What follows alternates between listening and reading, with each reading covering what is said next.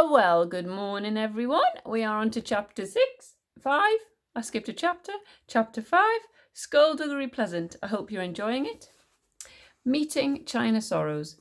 Skulduggery's Pleasance car was a 1954 Bentley R-Type Continental. A lovely car, if I do say so myself. One of the only 208 ever made, a car that housed a 6-cylinder, 4.5-litre engine and was retrofitted with a central locking, climate control, satellite navigation. That would cost a pretty penny. And a host of other modern conveniences. Skulduggery told Stephanie all of this when she asked. She'd been happy with, "It's a Bentley." They left Gordon's land via a back road at the rear of the estate to avoid flooding. A road that Stephanie hadn't even noticed until they were on it. Skulduggery told her he was a regular visitor here and knew all of the little nooks and crannies. They passed a sign for Haggard, and she thought about asking her to drop her home, but quickly banished that idea from her head. If she went home now, she'd be turning her back on everything she'd just seen. She needed to know more. She needed to see more.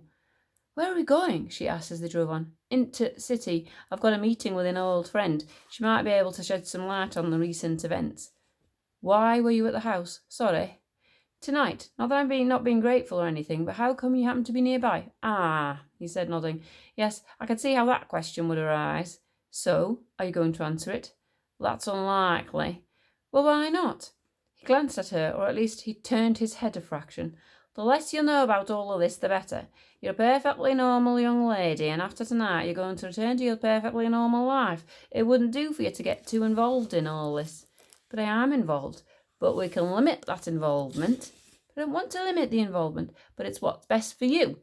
"But I don't want that. But it might." "Don't start another sentence with but." "Right, sorry."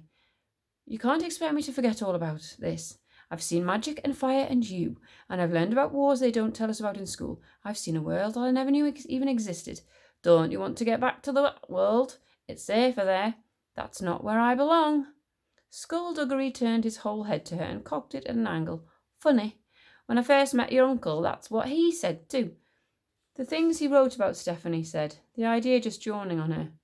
"Are they true?" "His books? No, not a one." "Oh. They're more inspired by true stories, really. He just changed them enough so he wouldn't insult anyone and get hunted down and killed. Your uncle was a good man, he really was. We solved many mysteries together." "Really?" "Ah, yes. You should be proud to have an uncle like him. Of course, he got me into 100 fights before, because I'd bring him somewhere and he wouldn't stop pestering people, but fun times." They drove on until they saw the lights of the city looming ahead. Soon, darkness that surrounded the car was replaced with an orange haze that reflected off the wet roads. The city was quiet and still, the streets almost empty. They pulled into a small outdoor car park. "Oh, sorry, dog." And Skulduggery switched off the engine and looked at Stephanie. "Okay, then. You wait here." Right. It got out. 2 seconds passed, but Stephanie hadn't tagged along just to wait on the sidelines. Oh, no. She needed to see what other surprises the world had in store for her. She got out and Skulduggery looked at her. "Stephanie, I'm not altogether sure you're respecting my authority." "No, I'm not." "Oh, I see then." He put on his hat and wrapped his scarf around his jaw, but did without the wig and the sunglasses. He clicked his keyring and the car beeped and the doors locked. "That's it." He looked up. "Sorry?" "Aren't you afraid it might get stolen? We're not exactly in a good part of town." "It's got a car alarm." "Don't you, cast a spell or something to keep it safe?" "No, it's a pretty good car alarm." He started walking. She hurried to keep up. "Do you cast spells, then?" "Sometimes. I try not to depend on magic these days. I try to get by on what's up here," he said, tapping his head. "There's empty space up there." "Well, yes," Skulduggery said irritably, "but you know what I mean." "What else can you do?" "Sorry." "With magic. Show me something." If Skulduggery had eyebrows, they would most likely be arched.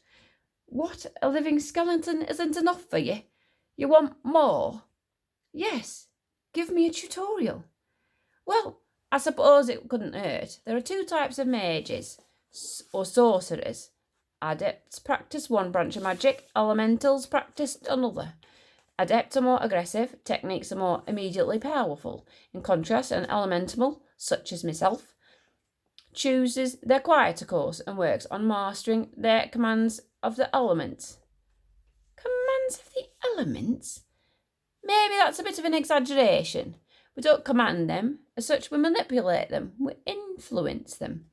Like what? Like earth and wind and fire and all that? Water and fire, yeah. So show me. Skulduggery tilted his head a little to the right, and she could hear the good humour in his voice.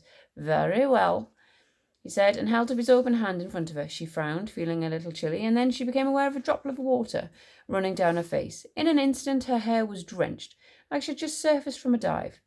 How did you do that? She said, shaking her head, flinging drops of water away from her. You tell me, Skulduggery answered. I don't know. He did something to the moisture in the air. He looked down at her. Very good, he said. The first element, water, we can't part the Red Sea or anything, but we have a little more influence with it. Show me fire again, Stephanie said eagerly. Skulduggery snapped his gloved fingers and sparks flew, and he curled his hand and the sparks grew to flame, and he held that ball of flame in his palm as they walked. The flame intensified, and Stephanie could feel her hair drying. Wow, she said. Wow, indeed, Skulduggery responded and thrust his hand out, sending the ball of fire shooting through the air. It burned out as it arched in the night sky and faded to nothing. What about Earth? Stephanie asked, but Skulduggery shook his head. You don't want to see that. And hopefully you'll never have to. The Earth power is purely defensive and purely for use as a last resort. So what's the most powerful? Is it fire? Oh, wrong accent. That's the flashiest. That gets all the wows.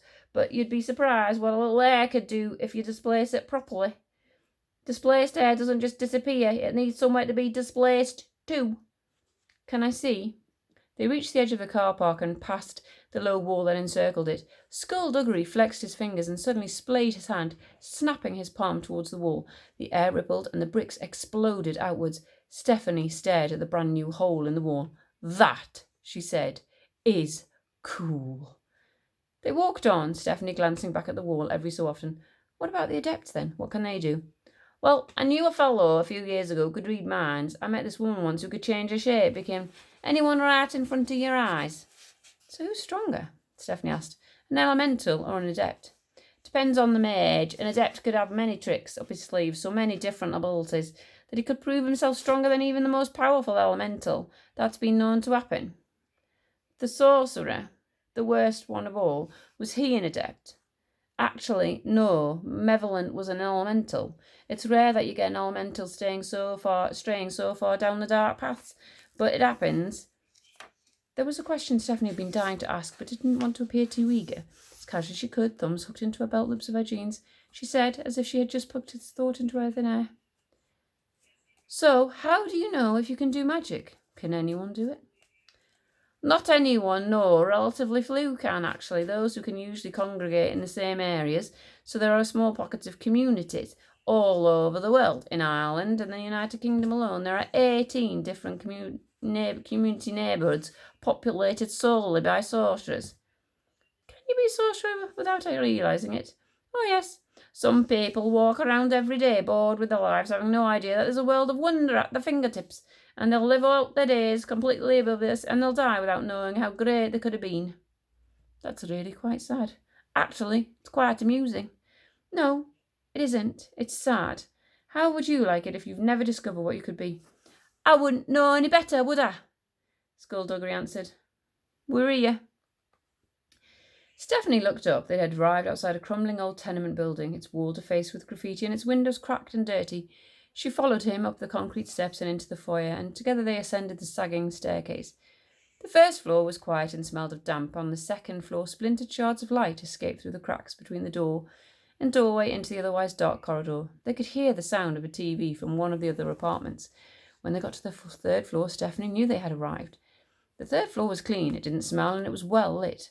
It was like an entirely different building. She followed Skulduggery to the middle of the corridor and noticed that none of the doors were numbered. She looked at the door Skulduggery knocked on.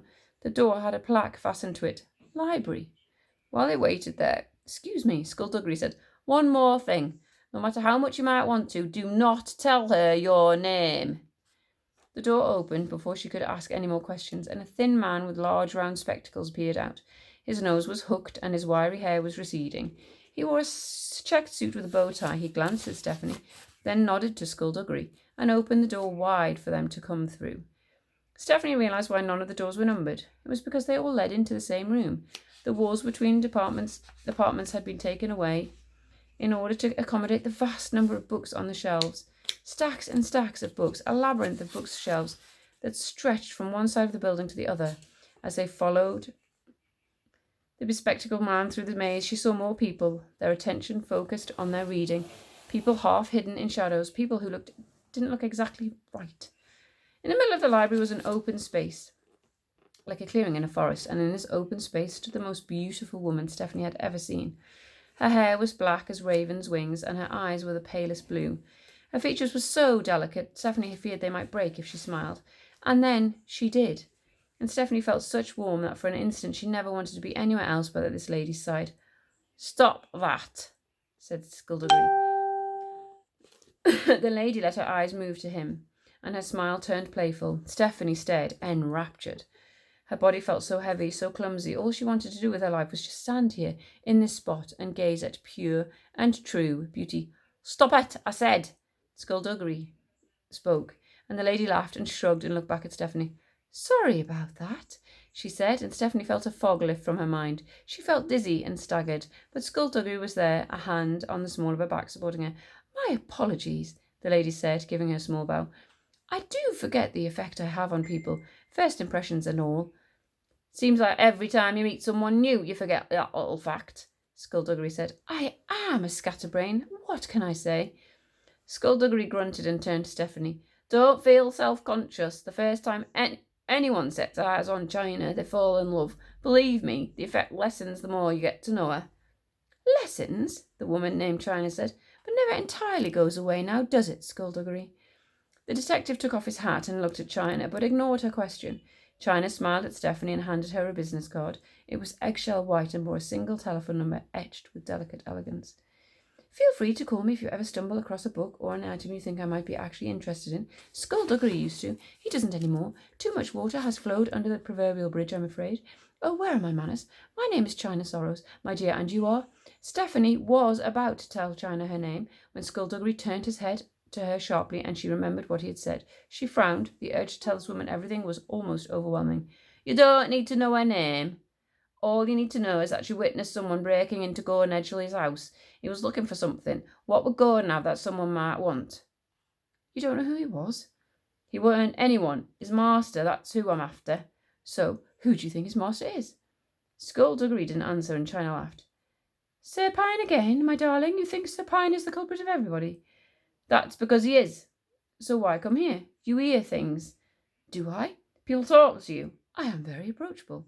"I were wondering if you'd heard anything, rumours, whispers, anything." "Nothing that would help. But you've heard something, then?" "I've heard nonsense. I've heard something that doesn't even deserve to be called a rumour. Apparently Sir Pine has been making inquiries about the sceptre of the ancients." "What about it?" "He's looking for it." "What do you mean? The sceptre's a fairy tale." "Like I said, nonsense." Skulduggery fell silent for a moment, as if he was storing that piece of information away for further study. When he spoke again, it was as if with a new line of questioning. "So, what would Gordon have that he or anyone else might want?" "Probably quite a lot," China answered. "Dear Gordon was like me. He was a collector. But I don't think that's the question we should be asking." Skulduggery thought for a moment. "Ah!" Stephanie looked at the two of them. What? "The question," Skulduggery said, "is not what did Gordon have that someone might want to steal, but rather what did Gordon have that someone would have to wait until he was dead in order to steal it?" Stephanie looked at him. "There's a difference." China answered her. "There are lots of items that cannot be taken, possessions that cannot be stolen. In such a case, the owner must be dead before anyone else can take advantage of its powers. If you hear of anything that might be of use," Skulduggery said, "will you let me know?" "And what do I get in return?" China responded. "My appreciation." "Tempting. That is tempting." "Then how about this? Do it as a favour for a friend." "A friend?" China said. "After all these years, after everything that's happened, are you saying that you're my friend again?" "I was talking about Gordon." China laughed, and Stephanie followed Skulduggery as he walked back through the stacks. They left the library and travelled back the way they'd come. When they were out in the street, Stephanie spoke up at last. "So that was China Sorrows," she said. "Yeah, that was," Skulduggery responded. "A woman not to be trusted. Beautiful name, though. Like I said, names are power. There are 3 names for everyone. The name you're born with, the name you're given, and the name you take.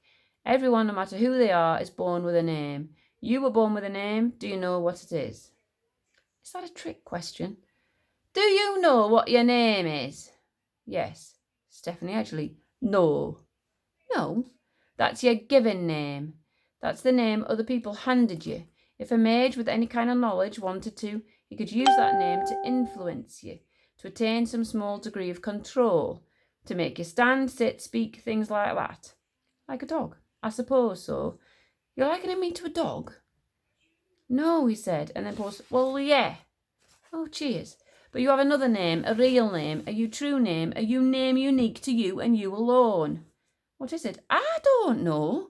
You don't know it either, at least not consciously. This name gives you power, and it would also give other people absolute power over you. If someone knew it, they could command your loyalty, your love, everything about you. Your free will could be totally eradicated, which is why we keep our true names hidden. So what's your third name? The name you take. It can't be used against you. It can't be used to influence you. And it's your first defence against a sorcerer's attack. Your taken name seals your given name, protects it, and that's why it's so important to get it right. So Skulduggery is the name you took. It is. What about me? Should I have a third name? He hesitated for only for a moment. If you're going to be accompanying me on this, then yes, you probably should. And am I going to be accompanying you? That depends. Do you need your parents' permission? Stephanie's parents wanted her to find her own way in life. That's what they'd said countless times in the past. Of course, they'd be referring to school subjects and college applications and job prospects. Presumably, at no stage did they factor living skeletons and magical underworlds into their considerations. If they had, their advice would probably have been very different. Stephanie shrugged. No, not really. Well, that's good enough for me, then. They reached the car and got in, and as they pulled out onto the road, she looked at him. So, who's this Serpine you were talking about? Nefarian Serpine is one of the bad guys, I suppose. Now Malevolent is gone, he'd be considered the bad guy. What's so bad about him? The purr of the engine was all that filled the car for a few moments. Serpine is an adept, Skulduggery said at last. He was Malevolent's most trusted lieutenant. You heard what China was saying about how she's a collector, how Gordon was a collector. Serpine is a collector too. He collects magic. He has tortured, maimed and killed in order to learn other people's secrets. He has committed untold atrocities in order to uncover obscure rituals, searching for the one ritual that he and religious fanatics like him have been searching for generations. Back when the war broke out, he had this weapon. These days he's full of surprises, but he still uses it because, quite frankly, there is no defence against it. What's the weapon? To put it simply, agonising death. Agonising death on its own? Not like fired from a gun or anything. He just has to point his red hand right at you and, well, like I said, agonising death. It's necromancy technique. Necromancy? Death magic. A particularly dangerous adept discipline. I don't know how he learned it, but learn it he did. And what does the sceptre thing have to do with all this? Nothing. It has nothing to do with it. Well, what is it? It's a weapon of unstoppable destructive power. Or it would be if it actually existed. It's a rod about the length of your thigh bone, actually. I think I might have a picture of it. He pulled the car over and got out to open the Bentley's boot. Stephanie had never been to this part of town before. The streets were quite empty. She could see the bridge over the canal in the distance. Moments later, Skulduggery was back behind the wheel and they were driving again, and Stephanie had a leather-bound book on her lap. What's this? She asked, opening the clasp and flicking through the pages. Our most popular myths and legends. You just passed the sceptre. She flipped back and came to a reproduction of a painting of a wide-eyed man reaching for a golden staff with a black crystal embedded in its hilt. The sceptre was glowing, and he was shielding his eyes. On the opposite page was another picture, this time of a man holding the sceptre surrounded by cowering figures, their heads turned away. Who's this guy? He's an ancient. In the legends, they were the very first sorcerers, the first to wield the power of the elements, the first to use magic. They lived apart from the mortal world, had no interest in it. They had their own ways, their own customs, and their own gods. Eventually, though, they decided that they wanted to have their own destinies too, so they rose up against their gods, rather nasty beings called the Faceless Ones, and battled them on the land, in the skies, and in the oceans. The Faceless Ones, being immortal, won every battle until the ancients constructed a weapon powerful enough to drive them back. The sceptre. Sound like you know the story well. Tales around a campfire might seem quaint now, but it's all we had before movies. The Faceless Ones were banished, forced back to wherever they came from. So what's happening here? He's killing the gods? Yep, the sceptre was fueled by the ancients' desire to be free. That was the most powerful force they had at their disposal. So it's a force for freedom. Originally, however, once the ancients no longer had the faceless ones to tell them what to do, they started fighting among themselves, and they turned the sceptre on each other and fueled it with hate. The streetlights played on his skull as they passed in and out of darkness, flashing bone white in a hypnotic rhythm. The last ancient, having driven his gods away, having killed all his friends and all his family, realised what he had done, and hurled the sceptre deep down into earth where the ground swallows it. What did he do then? Probably went for a snooze. I don't know, it's a legend. It's an allegory, it didn't really happen. So why does Serpine think it's real? Now that is puzzling. Like his master before him, he believes some of our darker myths are more disturbing legends. He believes the world was a better place with the faceless ones were in charge. They didn't exactly approve of humanity, you see, and they demanded worship. The ritual that he's been looking for, is it to bring them back? It is indeed. So he might think that the sceptre which drove them away could somehow call them home then. People believe all kinds of things when it comes to their religion. Do you believe in any of it? Ancients, faceless ones, any of it? I believe in me, Stephanie, and that's enough for now. So could the sceptre be real? Highly unlikely. So what does any of this have to do with my uncle? I don't know, Skulduggery admitted. That's why they call it a mystery. Light filled the car, and suddenly the world was bucking. The only sounds a terrifying crash and the shriek of metal on metal. Stephanie lurched against her seatbelt and slammed her head against the window. The street outside tilted wildly, and she realised the Bentley was actually flipping over. She heard Skulduggery curse beside her, and for an instant she was weightless. And then the Bentley hit the ground again and jarred her against the dashboard. Excuse me. It rocked back on its tyres. Stephanie looked up at her knees, her eyes wide, but her brain too stunned to think. Look up, she said. Said a faint voice in her head. Look up to see what's happening. The Bentley was still, its engine cut out, but there was another engine, a car door opening and closing. Look up! Footsteps, running footsteps. Look up now! Skulduggery beside her, not moving. Look up, there's someone coming for you. Look up now! A window exploded beside her for the second time that night, and the man from the house was grabbing her and hauling her out of the car. And thankfully that is the end of that chapter. I will see you tomorrow. Goodbye.